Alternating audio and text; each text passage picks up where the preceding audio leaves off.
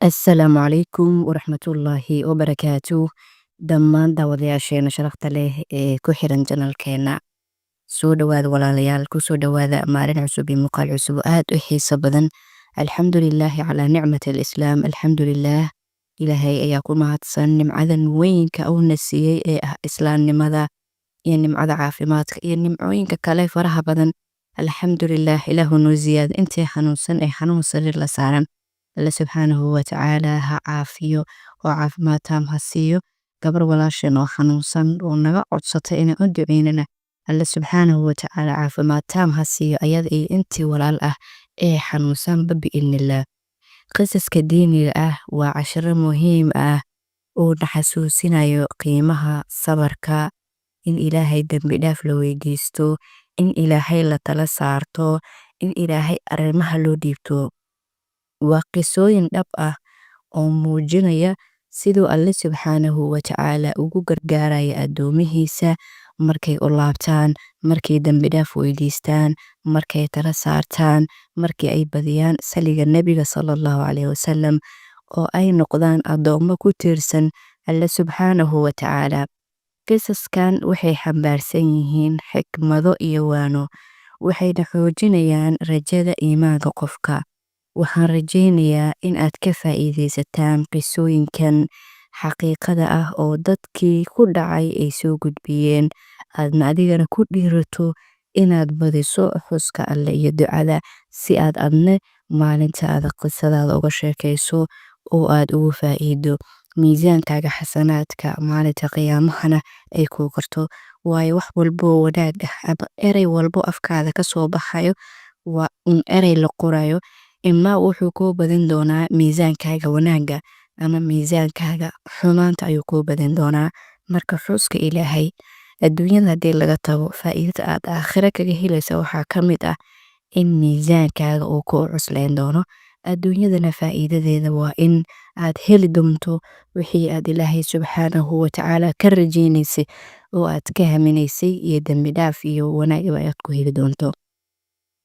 Haddaba qisaskeena maanta haddii aan u guda galno qisadeena koowaad ee maanta waxaa ka sheekeynaysa gabar. Gabadhaani waxay tiri qisadeyda waa mid aad iyo aad u xanuun badan. Waa mid dad badan ku dhiirigelin doonto markii ay qisadeyda dhageystaan kadib in ay Ilaahay subxaanahu wa tacaala xaggiisa u soo cararaan. Waa mid ay dadka dareemi doonaan awoodda ay leedahay xuska Ilaahay iyo qofka inuu noqdo qof Ilaahay aaminsan ee ku tiirsan ee u aamino wax walba oo Ilaahay qoray inay dhacayaan. Marka maadaama arrimaha iyo umuuraha qofka maamula uu yahay Alla subxaanahu wa tacaala, haddaad asiga u hoos fadhiisato oo tala saarato ood barido ood asiga weydiisato in uu ku siinayo, waa in niyad iyo yaqiin dhab ah lala imaadaa. Gabadhan waxay tiri waxaan muddo 4 sano ah iga soo daahay awlaadii. Markii aan guursaday ilaa 4 sano laga gaarayay wax uwad ah ma dhalin, awlaadii ayaa iga soo daahday. Wax walbo oo aan ku xallin karay waan sameeyey. Haddii ay tahay inaan dhakhtara aado, inaan isdaaweeyo, tilaabo walbo dadka igula taliyeen waan sameeyey. Laakiin waxay noqotay faa'iido la'aan oo natiijo kamaan helin. Dhakhtar hebel ayaa wanaagsan haddii la idhaho waan ordi jiray, waan aadi jiray dhakhtar kale, laakiin wax natiijo ah kamaan helin ayay tiri. Markii saas igu dhacday waxaan noqday qof ay cuqdad gashay. Waxaan iska ilaalin jiray inaan banaanka u baxo si aan uga badbaado su'aalaha ay dadka i weydiinayaan, kaasoo ah weli uur maadan yeelanin miyaa, maxaad u yeelan weysay, gabadhi kaa dambeysay la guursaday uur ayay yeelatay. Su'aalahaas anigoo diidan inay dadka igu xanuujiyaan ayaa waxaan go'aansaday inaan gurigayga ku jiro oon bannaan u soo bixin oon dadkii ka go'ay oo aan noqday qof keligeed gooni ah oo keligeed meel isku xirta. Maalin maalmaha ka mid ah saaxiibtay ayaa ii imaatay, gabar aan saaxiibo nahay. Waxay i tiri saaxiib maxaa sidan iskugu galaysaa, maxaad naftaada u dhibaataynaysaa, wax walba waa qadarta Ilaahay, laakiin aniga hal talo ama hal nasteexo ayaan ku siinaya ayay tiri. Waxay tiri waxaad laazintaa oo aad ku dadaashaa istighfaarta badi. Sidoo kale waxay tiri dad agooma ah ama ilmo agoom ah kafaala qaad. Ilaahay subxaanahu wa tacaala awlaad ayuu kugu siinayaa. waxaadna akhrisaa ducadan: allaahumma laa tadarnii fardan wa anta khayru lwaarithiin. allaahumma laa tadarnii fardan wa anta khayru lwaarithiin. saaxiibteed waxay kula talisay inay istikfaarta badiso oo ilmo agoon ah ay kafaalo qaado, sidoo kale ay ducadan ilaahay ku barido: allaahumma laa tadarnii fardan wa anta khayru lwaarithiin.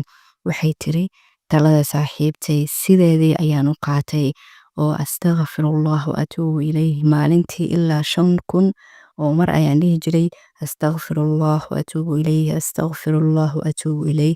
sidoo kale waxay tiri 2 cunug oo agoon ah ayaan kafaalo qaaday, wiil iyo gabar agoon ah ayaan kafaalo qaaday ayay tiri. waxaana daa'imay inaan akhriyo ducadan: allaahumma laa tadarnii fardan wa anta khayru lwaarithiin. salaad walba kadib ayaan akhrin jiray 3 mar. salaad subax markii aan tukaday 3 mar kadib ayaa waxaan dhihi jiray anigoo fadhiya hadda meeshii aan ku tukaday: allaahumma laa tadarnii fardan wa anta khayru lwaarithiin. 3 mar ayaan ku celin jiray.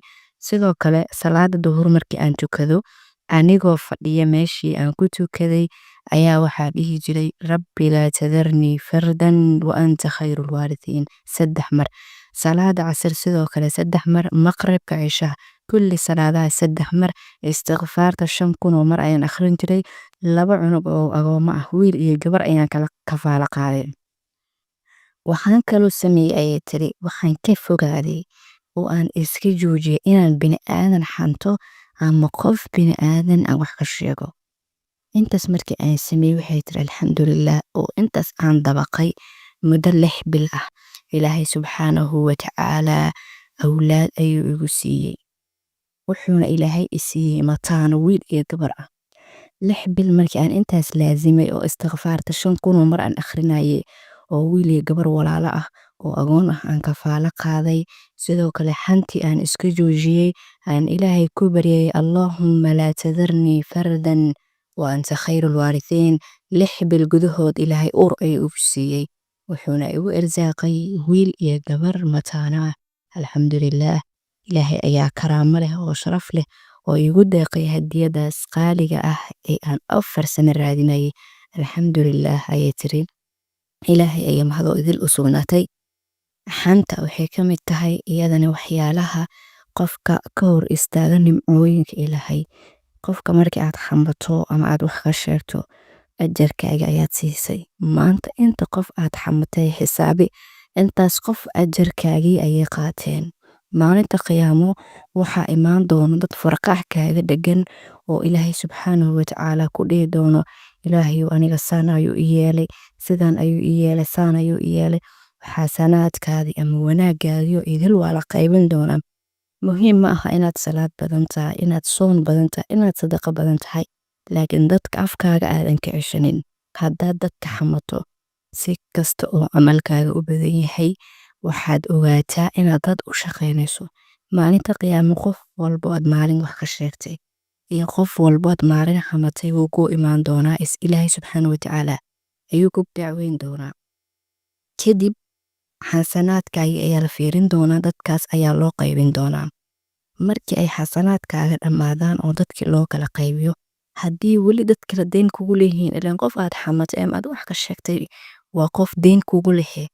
hadduu qof kale deyn kugu leeyahay, waxaa dhici doonto in dadkaas dembiyadii ay galeen inta lasoo qaado adiga lagugu dari doono. bal maalinka qiyaamo oo qof walba uu u baahan yahay hal ajar hadduu helo xataa ay ku filan tahay, ka waran adiga haddii ajarkaagii la qaybsado? ka waran adiga dadka dembiyadooda haddii dusha lagaa saaro? maalinka qiyaamo maalin sahlan maaha. hooyada ilmaha ay dhashay, yacni qof kaga nafhurid badan ama ka jecel ma jiro.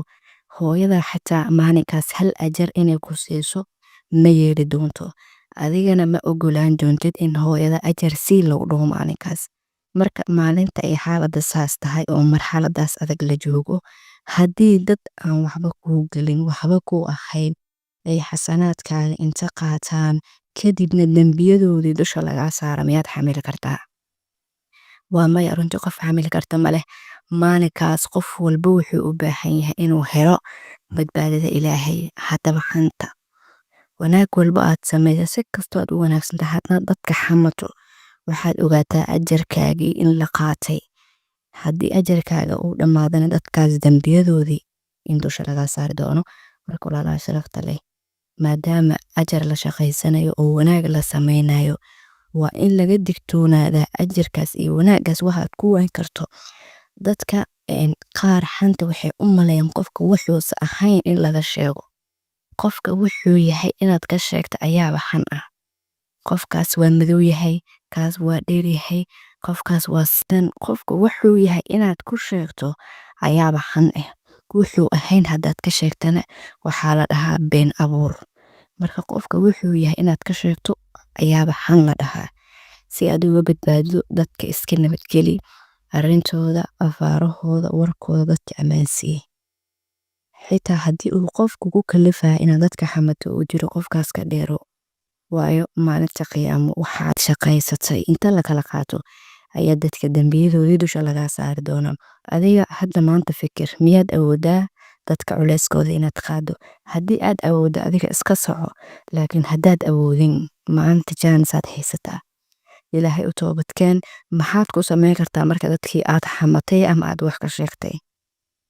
hadday kuu suurtagelayso in ayaga aad u tagto oo i cafi aad dhahdo, hadday taas kuu suurtagelinina inaad ilaahay subxaanahu watacaala aad u barido, waxaad ku ducaysanaysaa ducadan: allaahumma ghfir lijamiici liman lahu xaqun calaya. dadkaas waxay kugu leeyihiin maanta ayaad jaanis haysataa in aad u tagto oo aad dhahdo waxbaan kaa sheegay ama sidaas ayaan ku idhi i cafi. waa optionka ama qodobka ugu fiican. haddii aysan taas kuu suurtagelinina, waa in aad dadkaas u ducaysaa mar walba oo aad akhriso ducadan: allaahumma ghfir lijamiici liman lahu xaqun calaya. ilaahayow u dembi dhaaf qof kastoo aniga xaq igu leh. dadkaas waxay kugu leeyihiin inaad u ducayso. haddaad saas samaynin oo aadna iska joojinin arrintaas, wanaag walbood samayso, si kastood istikfaar u akhriso, si kasta ood u dhahdo laa hawla walaa quwata illaa billah, camalka salaad kasta ood tukato, soon walba, wax walba oo aad samayso, runtii waxay noqon doontaa wax aad dad u shaqaysay. marka maadaama wanaag iyo ajar iyo khayr la shaqaysanayo, waxyaalaha naga nusqaamin karo waa inaan ka fogaanaa biidnillah. qisadeena labaad ee maanta waxaa ka sheekeynaysa gabadhaani waxay tiri ninkeyga wuxuu ahaa nin shaqeeya oo mushaari ah. wuxuu ku shaqayn jiray ayay tiri $200. $200 haddii nolosheena loo fiiriyo aad ay u adkaday tiri. guriga kirada aan ku jirno waxay ahayd $150. kaliya waxaa inoo soo hari jiray $50. kontonkaas waxaa ku jiro biyaha, korontada, cuntadii, raashinkii, wax walba ayaa ku jiro. inkastoo waxay tiri ilmahayga aysan waxbarasho gaarin, ay ilmo yaryar ahaayeen, haddana $50 oo biyo ku jiraan, oo koronto ku jiro, oo nolosho idil ah, waxay tiri aad ayaan cariiri ugu jirnay. waan u dulqaadan waayey, waxa aan sameeyey ayaan garan waayey. habeen ayaa meel fadhiista ayay tiri, waan soo kacay salaatuleylka. habeenkii oo idil waan taagnaa ilaa waagii oo baryey. waagii markii uu baryeyna waxaan bilaaba ayay tiri istikfaar, anoo ilaahay subxaanahu watacaala uu weydiisanayo noloshan cariiriga ah iyo xoolaha nagu yar inuu ilaahay naga saaro, anoo ilaahay ku baryaa ayay tiri. maalintaasaan sameynaya waxay tiri waxay ahayd maalin culus oo nolosha ay aad nooga cusleed oo dhaqaale xumi ba'an ina haysay. wax aan sameey markii aan garan waayin ilaahay subxaanahu watacaala xaggiisii ayaan u cararay. salaatuleyl ayaan u istaagay. habeenkii oo idil waxay tiri waan taagnaa. subaxdii waaga markii uu baryeyna waxaan bilaabay istikfaar. habeenkii oo idil salaatuleyl ayaan tukanayay. subaxii waaga markii uu baryeyna waxaan bilaabay istikfaar iyo inaan ilaahay subxaanahu watacaala istikfaar u weydiisto.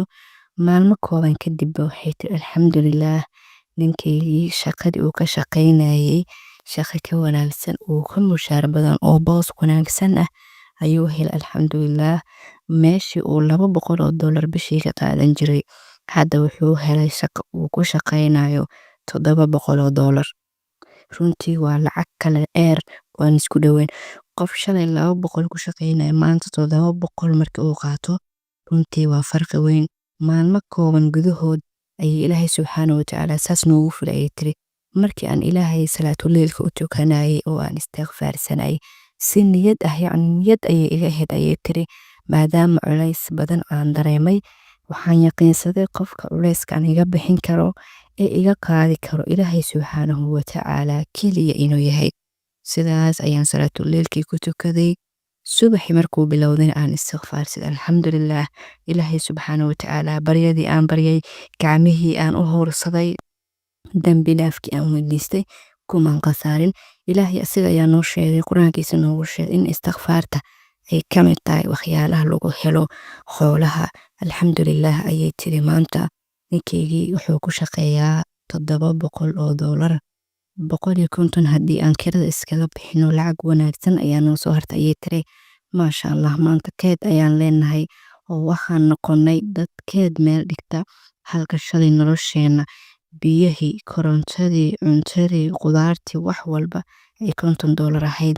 bil walba waxay dhammaan jirtay inagoo indhaha cadaynayno, bisha kalena wax ziyaado ah uusan jirin oo kontonkii keliya uuna sugayo. maantase alxamdulilaah, ilaahay ayaa risqiga noo furay, ilaahay ayaa noo waasiciyey.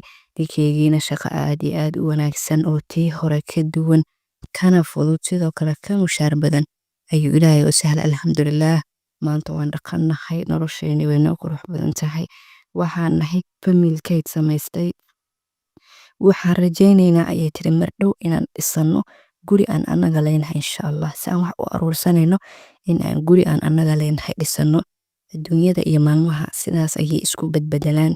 ilaahay subxaanahu watacaala qofkii si niyad ah markii arrinku ugu cuslaato, xilliyada ama waqtiyada ducooyinka la ajiibo waxaa ka mid ah qofka markii uu murugaysan yahay. murug iyo culays hadduu ku qabto oo kurba aad dareento, culays weyn aad dareento, haddaad si niyad ah u aaminto murugtan, culayskan, kurbadan ilaahay keliya ayaa kaa feedi karo ood ilaahay barido, waxay ka mid tahay waqtiyada ducada la ajiibo. markaa laga faa'iidaysto. hadday arrinku ugu cuslaato, ilaahay u orod, istighfaarso, ilaahay bari, biidnillaah ilaahay ayaa arrimahaaga kuu fududeyn doono. waa mahadsantihiin walaalahayna sharafta badan. muuqaalkeena maanta halkaas ayuu ku egyahay. la wadaag walaalaha kale si uga faa'iidaystaan. muuqaalkana like saara si uu walaalo badan u gaaro. wasalaamu calaykum.